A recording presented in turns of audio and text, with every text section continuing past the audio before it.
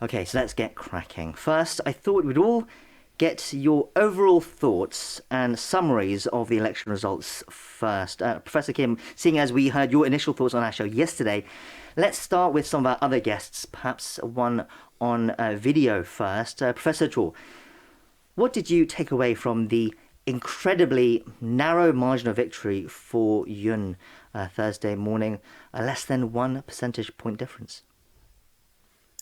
Yeah, it was so much closer than anybody had expected. I think the takeaway from that is essentially that the general mood was definitely for a change of government. People simply didn't like the present government anymore, and they had no desire to see a successor of Moon administration. Now, the problem was that the candidate that the main opposition party, the Conservative Party, had put forward was not really to their liking, the people's liking. And so I think the final results really show the fact that one, people wanted a change, but two, they didn't really like the candidate that was uh, put forward as their alternative. And so the fact that Yoon failed to reflect the percentage of population who professed that they wanted a change, which was, I think, as high as 65% at one point last year. And even in the latest polls, it was something close to 55%. So if Yoon had managed to pick up all of those votes, then he would have still got about well above 50%. But the fact that he didn't actually get there, and the difference between Yoon and Lee was so close, despite the fact that Yoon had merged with An Chol-soo's party, An Chol-soo, at the last minute, really reflects how close the race was, and the fact that neither candidate was really appealing to the voters. Right, amid that situation, as we said, Yoon did win out though. Mr. Friedhoff, where do you think the election was won or lost? No, that's quite a difficult question to answer, right? Because once you start asking about, well, where was it won or lost, there's so many scenarios that can unfold. So, there's a cascading effect where if one thing changes, then it will affect everything else. One of the interesting things to me was the performance of President-elect Yoon in the Honam region. The fact that he got more votes in Gwangju and Jeollanam-do and Jeollanam-pukto than any conservative candidate has ever really gotten there. And, that makes me there have been some of the early analysis saying that this is perhaps the beginning of a breakdown in regionalism. I don't think I would go that far, but the fact that he did outperform other candidates there, I find to be interesting. Right, we did. The other part of So this, just to clarify, Yoon did win in. Oh, no, sorry, Lee Jae-myung did win in those regions, but Yoon recorded about 10 to 15% vote, I believe, right? But this in the yeah, something past, between in 12 and past 13. elections, it would have been less than 10% in that region. Yeah. So I think his performance there, he picked up a lot of votes, was really important. The other part, I think, is the big question mark was how much did the on merger actually help Yoon? In early polling, when they were still talking about a merged candidate, which when it was still hypothetical, if you looked at the voters when they removed An Chol-soo from this and just shown it as a three-way vote, the on voters didn't transfer over to Yoon at a 1-to-1 ratio. It was something like 35% went to Yoon for support, about 25% went to Lee Jae-myung for support, and then there was a big block of about 20 to 25% who said they had no preferred candidate. So I'm not quite convinced that the on merger did as much to help Yoon as we may think initially, but I'll be interested to see the data on that when it comes out. Dr. Bong, what are your takeaways from the election results? Well, I'd like to ask our listeners and you to engage in hypothetical, imaginative scenarios. What if the candidates were not Yoon Suk-yeol and Lee Jae-myung, but somebody else's, right?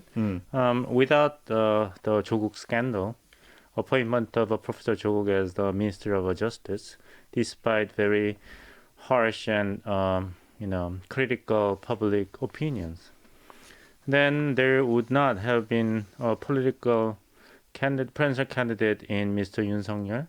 And without the appointment of Madame Chumie as the successor of Joguk as a Minister of Justice, then the political appeal of the Yoon Suk-yeol would have been minor. Then we would have had a very different matchup. Probably Mr. Hong Jun-pyo from People's Power Party, and probably former Prime Minister and the party president of a Democratic Party, Mr. Lee Nak-yeon. Then Mr. Lee Nak-yeon would be very free from personal scandals or issues related to personal ethics or family background.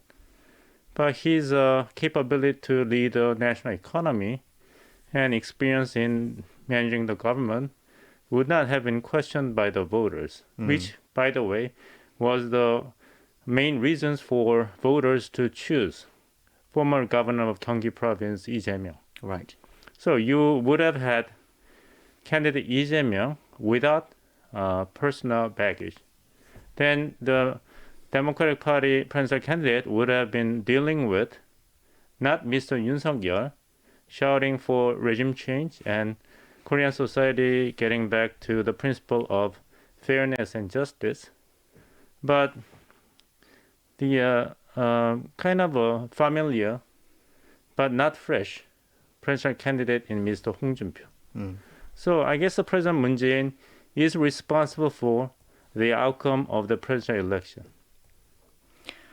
Right, so many cascading dominoes there, and that led to this result. A very interesting look back there, I think, at the hypothetical situation. Professor Kim, after having spent another day now to think things over and having heard from our other guests today, what's left in your mind about these election results? Yeah, before I talk about what's left in my mind, I have to mention that it's quite interesting that what Dr. Bong said just now is exactly the same thing that I was thinking about at first when I heard the result. I wasn't going to actually go all the way out to blame President Moon Jae-in for having this resulted in this outcome, but I thought Joguk was the starting point of the whole thing, basically. So in that regard, it's quite interesting that I really agree with what Dr. Bong has said. Now, what's left over in my mind? I think the overall result, 0.73% margin, I think this is a good thing for President-elect Yoon, because for any kind of candidates, whoever becomes the president-elect, the warning against coming hubris, arrogance, when you're a person who's coming to power, you really need it. And this is the biggest warning to him, and this will help him. This will be a clear signal that the new president should not repeat the previous repeatedly committed mistakes of showing hubris and arrogance. All presidents were there, remember, maybe with an exception of Moon.